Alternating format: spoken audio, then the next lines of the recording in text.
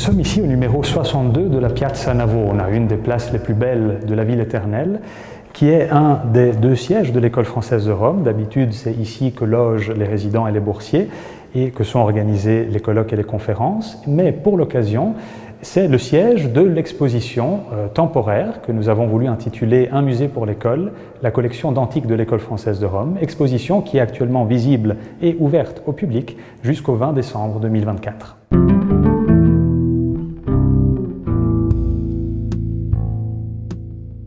La première vitrine de l'exposition est consacrée à la figure d'Auguste Geoffroy, le premier directeur de l'École française de Rome et le fondateur de la collection d'antiques. Nous avons réuni dans cette vitrine les objets qui portent l'écriture d'Auguste Geoffroy et qui nous permettent de connaître la provenance de certains objets et les modalités d'acquisition de cette collection. On retrouve ainsi des objets qui proviennent de dons à l'institution, à la fois d'anciens membres ou d'amis d'Auguste Geoffroy, comme par exemple un cantar en Bucchero Nero qui a été donné par le savant allemand Wolfgang Helbig, ou encore une lampe qui provient des fouilles faites à la Via Labicana en 1880 par Salomon Reinach. On y trouve également un lot intéressant d'objets, vases, petites terres cuites qui proviennent des nécropoles de Vasté dans les Pouilles, une découverte de 1879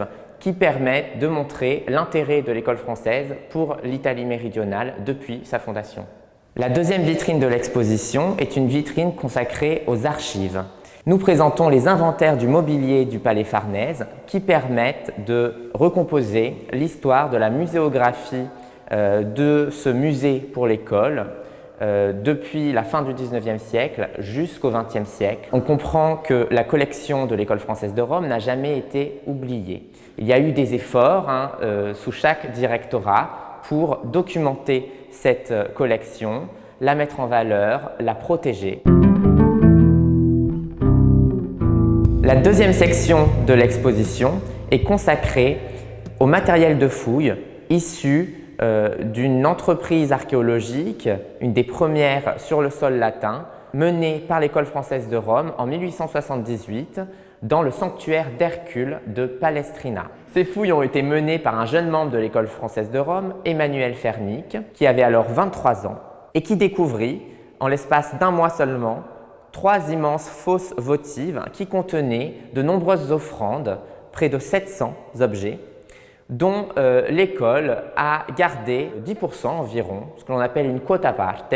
Il s'agit d'une documentation archéologique exceptionnelle puisque ces terres cuites, donc des fragments de statues, des têtes votives, des statuettes d'animaux ou humaines, ce que l'on appelle des ex-voto anatomiques qui sont liés au culte de la santé, eh bien ces terres cuites conservent encore leurs traces originelles de peinture, leur polychromie, ce qui nous permettra dans le futur de mener des analyses archéométriques pour mieux étudier cette classe de production étrusco-glaciale qui court du 5e au 3e siècle avant Jésus-Christ. En retraçant l'histoire de ces fouilles ferniques de 1878, nous avons constaté qu'une grande partie du matériel découvert est conservé dans d'autres musées, par exemple au Museo Nazionale Romano au terme de Dioclétien.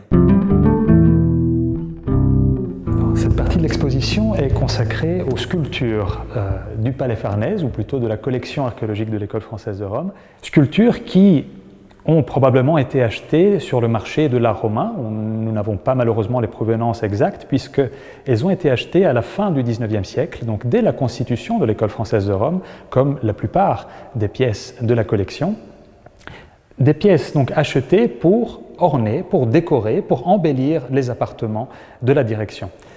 Malgré tout, il y a un intérêt de la part d'Auguste Geoffroy, le premier directeur, et de l'abbé Duchesne, le second directeur, d'acheter des pièces qui se rapportent aux intérêts de recherche scientifique des membres de l'école.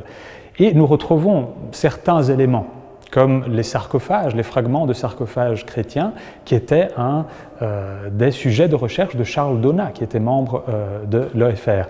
Également l'Oscillum, qui était un thème de recherche de certains membres de l'EFR. Donc nous avons des petites références, mais en-delà de ça, ce sont des objets qui ont été choisis pour leur beauté esthétique, essentiellement.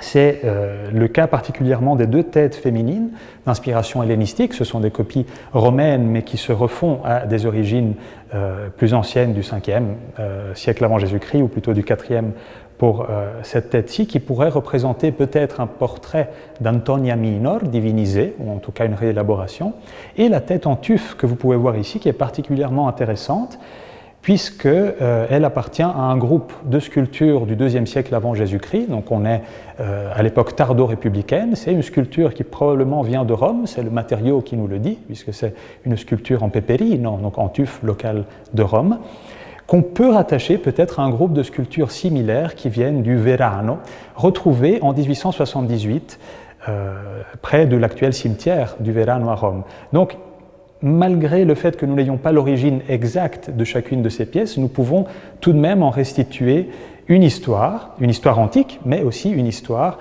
liée au marché du collectionnisme d'Antiquité à la fin du XIXe siècle à Rome.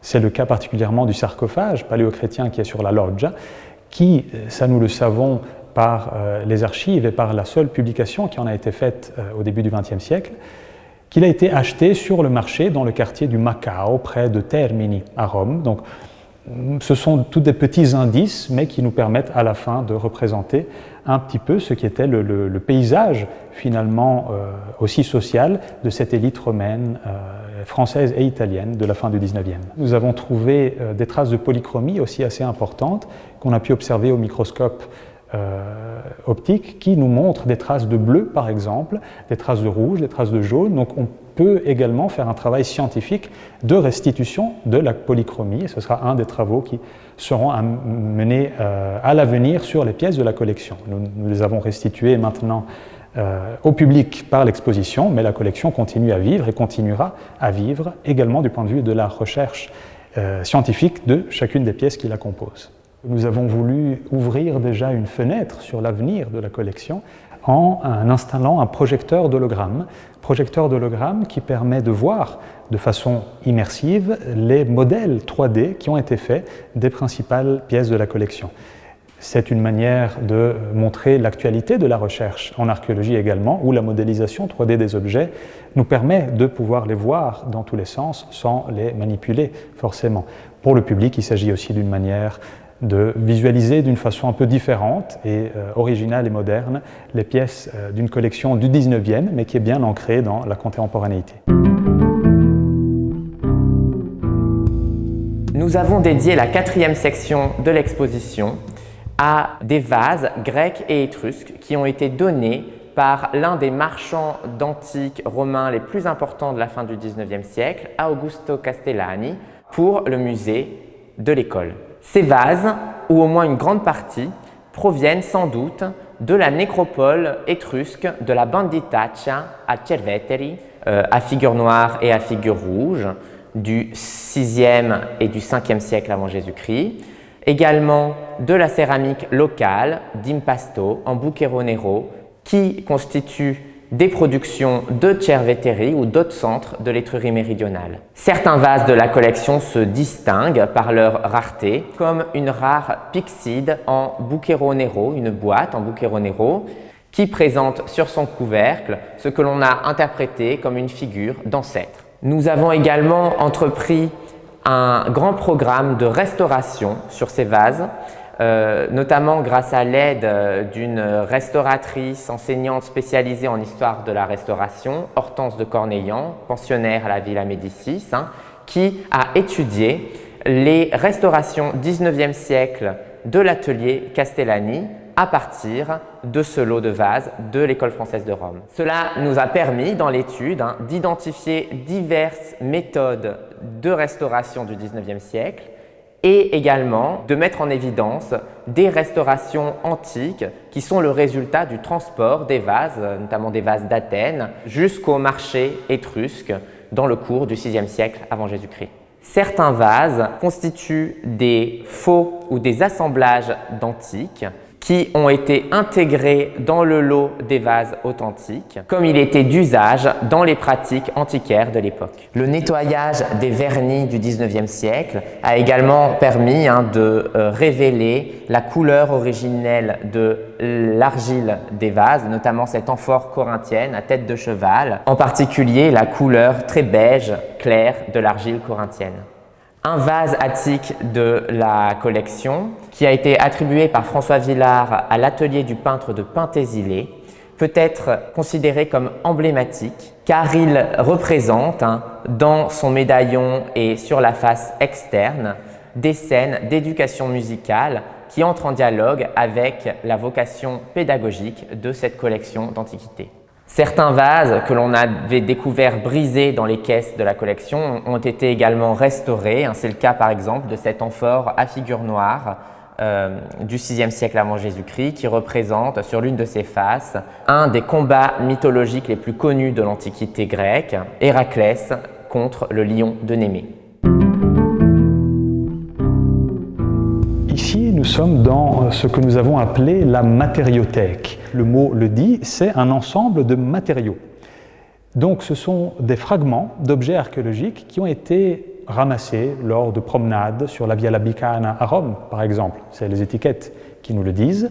Ou bien des objets offerts en don par certains membres de l'EFR, ou du mobilier archéologique qui provient de certaines fouilles de Rome et des alentours, rassemblés avec un seul objectif, celui d'illustrer la variété des productions artisanales antiques, d'époque romaine principalement. Et le mot d'ordre ici n'est pas tant la qualité esthétique ou la conservation des pièces, mais véritablement la variété des matériaux utilisés. Donc nous avons ici toute une section qui est dédiée aux terres cuites notamment, et donc nous avons non seulement des briques estampillées, mais aussi des fragments de terre cuite architecturales, des fragments de ce qu'on appelle des plaques campana, donc des plaques architecturales de décoration très belles mais conservées en fragments, des antéfixes, donc des éléments de décoration des toitures, et des céramiques, des vases, et notamment nous avons une belle collection de plats, de fragments de plats et de coupes en sigillé à rétine avec les estampilles. Ensuite, nous avons des éléments en pierre et en marbre, nous avons des fragments de bas-reliefs, de statues, d'inscriptions, de sarcophages, énormément de choses où, encore une fois, le mot d'ordre est la variété. Nous avons également des pièces de monnaie, ou, si je me tourne vers l'autre vitrine, des petits éléments de ce qu'on qualifie parfois l'instrumentum, donc des petits objets. Nous avons des lampes à huile qui sont très bien conservées, nous avons plusieurs formes céramiques conservées, des objets en verre, des vitres également, des fragments de vitres, de fenêtres, des objets en métal, des objets en pierre. Nous avons une petite collection de roches, de marbre, de brèches, soigneusement étiquetées, certaines avec la calligraphie d'Auguste Geffroy, donc de la fin du XIXe, qui identifie cette énorme variété d'objets. Nous avons également des enduits peints, des stucs, donc la liste pourrait continuer. Nous avons voulu ici de façon graphique montrer un petit peu la variété et l'accumulation des objets, accumulation que nous avons voulu reproduire aussi dans les vitrines, dans une vision un peu 19e de la présentation des œuvres également dans les musées. C'est une petite référence à ce qui était en réalité non pas une partie de la collection destinée à être vue par un public, mais véritablement une collection pédagogique, destinée à être manipulée. Ça fait écho à la pédagogie universitaire de l'archéologie de la fin du XIXe, qui est développée en France, en Italie, en Allemagne, dans toute l'Europe, précisément dans ces années 1870-1880, où la matérialité de l'œuvre commence à devenir prédominante pour bien comprendre également les techniques de production antique. Et donc nous savons que les membres de l'EFR étaient amenés à toucher ces objets. Et donc la fonction première de cette matériothèque est celle justement de permettre aux membres de toucher ce matériel pour ensuite aller les reconnaître lors des missions auxquelles ils étaient invités à faire pendant leur séjour à Rome.